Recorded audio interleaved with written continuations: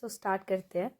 इस मेथड में जैसे कि आपको पता ही है, हम क्या करते हैं, जो हमें इक्वेशंस दे रखी है उसमें से किसी एक इक्वेशन को किसी टर्म्स में बना देंगे, जैसे एक्स या वाई, और फिर उसको दूसरे में पुट करेंगे। ठीक है, जैसे आपकी इक्वेशन नंबर 1 दी है, जो कि हमें दी है x plus y equals to 14। हम इसमें से इसे या तो एक्स के टर्म्स में चेंज करेंगे या वाई के। जैसे एक्स के लिए सॉल्व करेंगे तो 14 इधर ही है, वाई इधर चला जाएगा, तो ये एक्स सॉल्व हो गया एक्स के लिए। ठीक है, उसके बाद हम इसको इक्वेशन 1 मान लेंगे। फिर हम अपनी सेकेंड इक्वेशन को लेंगे, इसमें हम इस एक्स को पुट करेंगे। ठीक है, तो एक्स की जगह पे ये आ जाएगा 14 माइनस वाई, और ये वाला एज इट इज़, ये वाला भी एज इट इज़। ठीक है, यहाँ पे लिख देंगे कैसे आया ये, फ्रॉम इक्वेशन 1। ठीक है, इस तरह से। फिर यहाँ पे ये हो गया 14 minus 2y equals to 4। Y y वाले एक साथ हो गए, minus y minus minus plus करेंगे, 1 and 1 2 हो गया, और y साथ में, और साइन किसका लगेगा, माइनस का। ठीक है, तो माइनस का 2y एज इट इज़, ये 4 भी एज इट इज़, ये इधर चला जाएगा क्योंकि हम y की वैल्यू निकालेंगे, तो माइनस का 14। ठीक है, तो माइनस का 2y इक्वल्स टू प्लस का 4 माइनस का 14 इज माइनस का 10। ठीक है, और y यहीं रहेगा क्योंकि y के लिए सॉल्व कर रहे हैं, माइनस का 10 भी इधर ही रहेगा, लेकिन ये जो 2 यहाँ y को मल्टीप्लाई कर रहा है, ये दूसरी साइड जाके क्या करेगा, डिवाइड। ठीक है, तो माइनस से माइनस कैंसिल हो जाएगा, और y क्या आ जाएगा, 5। ठीक है, अब ये जो 5 आया इसको हम इक्वेशन 2 बोल देंगे। ठीक है, अब ये y निकल गया है सिंपली। अब y इक्वेशन 2 को हम इक्वेशन 1 में पुट कर देंगे। ठीक है, सो इक्वेशन 1 बिकम्स,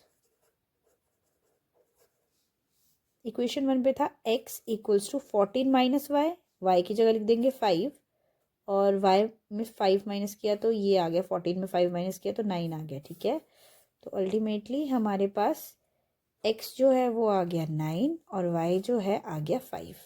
ठीक है, ये था हमारा एक क्वेश्चन। अब हम दूसरा क्वेश्चन करेंगे सेम इसी मेथड से, जिसका नाम रहेगा सब्स्टिट्यूशन मेथड, और हिंदी में प्रतिस्थापन विधि, इसे हम प्रतिस्थापन विधि कहते हैं। ठीक है, इसमें हम इक्वेशन 1 को लेंगे और इसे किसी एक के लिए सॉल्व करेंगे, या s या t।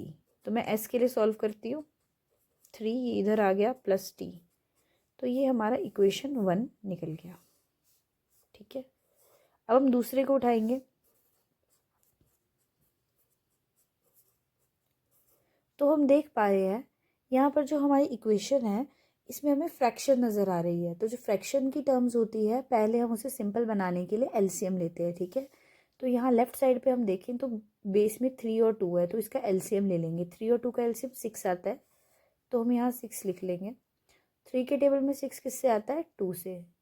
ये ईजीएस्ट वे एलसीएम निकालने का, 3 के टेबल में 2 से 6 आता है, तो यहाँ 2 लिख देना है।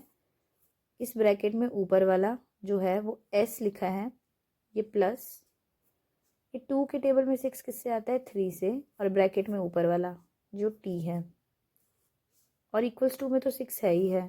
ठीक है, ये 2 इंटू एस क्या हो गया, 2s plus 3t upon 6 equals to 6। अब ये 6 ऊपर चला जाएगा क्योंकि जो चीज़ हमें डिवाइड करते हैं वो दूसरी तरफ जाके क्या होती है, मल्टीप्लाई। ठीक है, तो 2s plus 3t equals to 6 into 6, तो 2s plus 3t equals to 36। ठीक है, ये हमारी इक्वेशन 2 आ गई। ठीक है, इसी के साथ अब हमारे पास इक्वेशन 2 जो है वो इजी सिंपल बन गई ना। अब इसमें हम पुट कर देंगे इक्वेशन 1 को। इक्वेशन 1 को हम यहाँ पुट करेंगे s की जगह पे, क्योंकि हमने वो s के लिए सॉल्व किया है। ठीक है, अब हम पुट कर सकते हैं, तो ये 2 एज इट इज़, s की जगह हमने पुट किया 3 प्लस t। ठीक है, और उसके बाद ये आगे प्लस 3t इक्वल्स टू 36।